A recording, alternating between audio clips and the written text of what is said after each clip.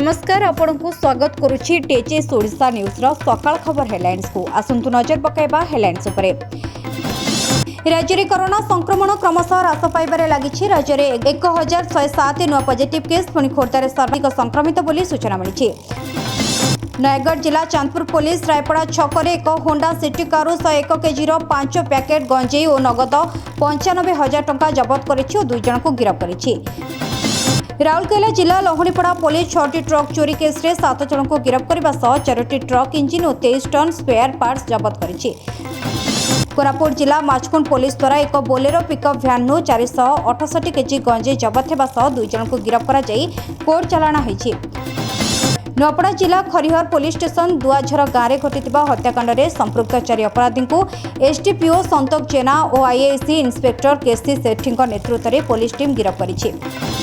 भाती सालगुड़ार एक 17 वर्षीय नाबालिका को नवरंगपुर पुलिस टापुगाँव बिरिशाल गाँव उद्धार कर परिवार लोकों को हस्तांतर करिछि और अभियुक्तों को गिरफ्त करिछि।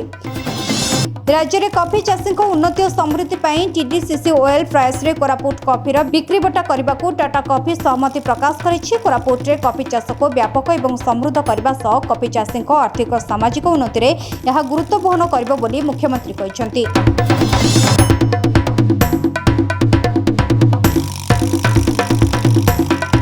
ब्यूरो रिपोर्ट टेचेस ओडिशा न्यूज।